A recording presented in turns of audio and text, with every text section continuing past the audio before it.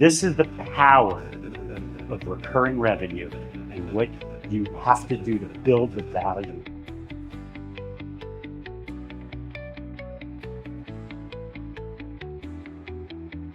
The power of recurring revenue. So it's funny because I talk to a lot of folks in PE. I talk to people who are running very large companies who are, a lot of PE companies are rolling up home services and they want to get into other, HVAC and all these other businesses, which are fine, but don't have as much recurring revenue. Okay. And recurring revenue is probably one of the most powerful things about the pest control industry to stay in. And so basically what recurring revenue is, that the HVAC space is not as much recurring revenue. Multiples are pretty good, but they're not like pest control. They're pretty close. But let's just talk about why recurring revenue. I'm preaching to the choir in this room. I understand that. But predictable cash flow, operational efficiency. The really cool thing about recurring revenue is if I go and do a budget and I can predict what my revenue is going to be, your P&L is just a puzzle. The budget's just a puzzle. If I have this much in revenue, that means I need this many trucks. If I have this many trucks, I need this many technicians. That means that they use this much chemical and blah, blah, blah, and write down the puzzle, right? That's the way it works. Okay. Recurring revenue, increased customer life value, and then durability. So this is kind of interesting because we do a lot of M&A work. And what we find is that a lot of these buyers want, 80% recurring revenue. That's a good number. What I found in our data set, it was in the 70s, okay, which I thought was pretty good, right? So, and again, West is 71%. Data could be skewed, small data set, right? The highest was Southwest at 77%, okay? And so that is the recurring revenue that we're seeing, okay? I just want to, again, I am preaching to the choir, but I thought that this example could really be pretty powerful that I'm going to bring up about why this industry and the recurring revenue is so important. Okay, so I've got two companies, both do $3 million a year. That means that they both average $250,000 a month.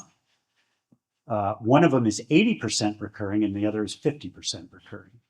So that means that my monthly recurring work on the 80% company is $200,000 and the one-time work is $50,000.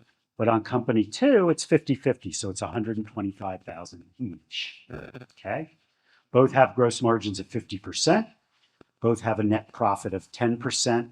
So at the end of the month, each company with that 10% is making $25,000. Sounds great, right? Now, it's all good when things are good. However, what happens when we get a major jolt to the economy, a slowdown? Financial system meltdown, a major geopolitical event. Here's one on nobody's radar. A pandemic, COVID-19. One-time revenue will dry up. Does anybody remember? I think it was January. It was March of 2020 when the government said, go in the closet and hide. What happened to all the one-time revenue? The phones stopped, right? The recurring revenue, if you were really smart before you ran in the closet, you called and canceled all your recurring services, but most people didn't. They were too scared, so they ran they ran into the closet anyway. Okay, so let's play with this assumption. Let's take it out a little further. Pandemic happens. Government shut down the economy.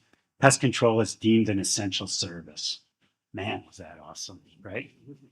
Okay. Citizens get scared, not making any purchase decisions until there's some clarity in the economy. Sounds far-fetched, right? And stuff happens. As a result, let's just assume that 80% of the one-time work dried up during that early period in COVID. Let's assume that I got a 10% skip rate during the same time. Let's see what happens to those two companies, okay?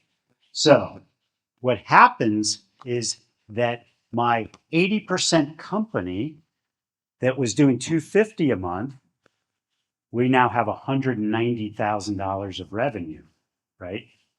My 50% now has 137.5. Okay. In other words, I have a big drop because a lot of that one-time revenue falls off. Okay. Now, what happens then is using the same cost structure, my 80% company with the 50% margin and the monthly fixed costs that you couldn't do anything about because you ran into this, I end up losing $5,000 that month.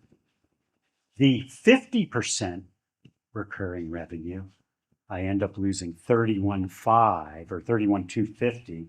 And that's because I wasn't able to sell enough one-time revenue. Okay. Now, the monthly loss of $5,000 hurt, but it wasn't the end of the world. Example 4, the monthly loss of 31,250. That business can put you out of business. And example 4 was a client of ours. We watched this happen. Okay. This is the power of recurring revenue and what you have to do to build the value.